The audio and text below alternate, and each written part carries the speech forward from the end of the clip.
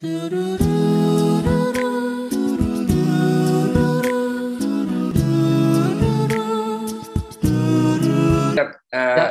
dari Pak Hari.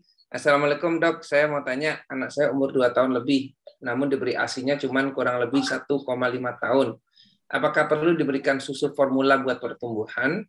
Sama apakah anak umur 2 tahun perlu diberikan obat cacing atau tidak? Apa cirinya kalau anak itu harus dikasih obat cacing? Terima kasih dok, silakan. Jadi memang sejak anak usia di atas 6 bulan, ya itu perlu pendamping ASI. Ketika 0 sampai 6 bulan wajib ASI eksklusif.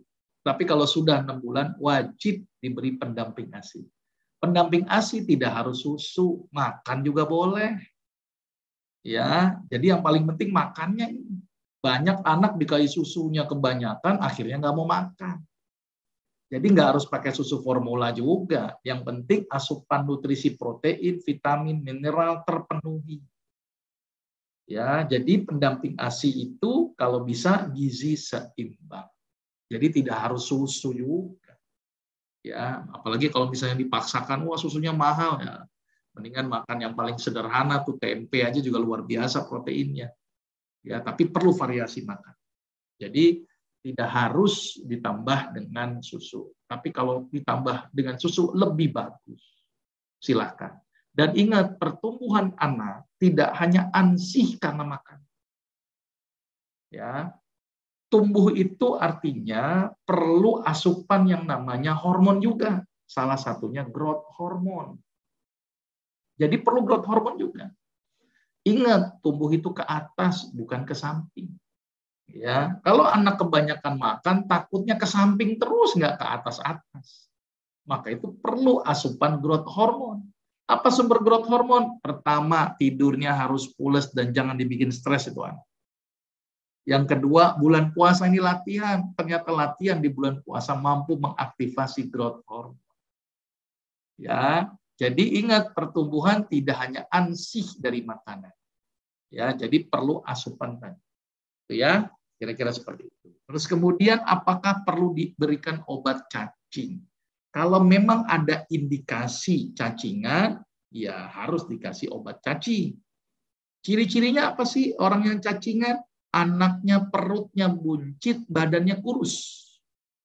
Saya garis bawah ini, perut buncit, badan kurus. Ya, bukan perut buncit, badan gemuk. Ya.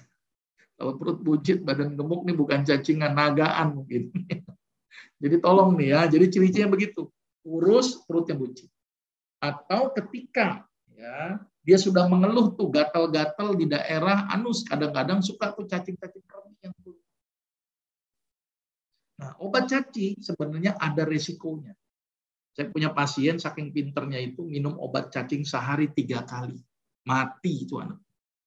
Makanya obat cacing itu hanya boleh diberikan per 4 atau 6 bulan sekali. Karena dia cukup keras. Nah, ada obat alami untuk cacingan. Apa? Kelapa. Maka itu orang zaman dulu bilang, jangan makan kelapa, nanti kermian. Masih ingat nggak orang zaman dulu? Ini saya orang zaman dulu. Ternyata benar. Ya, kelapa bikin cacing kremi nggak betah di dalam, dia keluar. Maka itu anak-anak bisa makan kelapa suka gatal-gatal tuh di bagian anusnya. Itu gara-gara tadi bikin suasana di sekitar perutnya jadi tidak nyaman sehingga dia keluar. Malah suka ada yang keluar tuh yang gerak-gerak tuh terus ditarik. Jadi begitu ya kelapa. Selain kelapa ada juga bunga pepaya. Bunga pepaya itu juga ternyata cukup bagus untuk mengusir cacing. Atau biji pepayanya direbus, itu juga bisa membantu mengusir cacing. Atau kulit delima. Kulit delima itu juga bisa ternyata untuk mengeluarkan cacing. Sekali lagi, mengeluarkan cacing, bukan membunuh cacing. Kalau obat misalnya pirantel pamoat gitu ya, itu biasanya memang membunuh cacing. Jadi cacingnya memang terbunuh. Ya. Nah, tapi cara yang alaminya dengan menggunakan itu. Banyak yang makan kelapa, Pak, nanti juga garuk-garuk. Nah, itu tinggal dibersihin aja. Tinggal dibersihin. Nanti akan keluar tuh cacing-cacing kreminya biasanya. Gitu ya, Pak ya. Mudah-mudahan bisa menjawab. Gitu ya.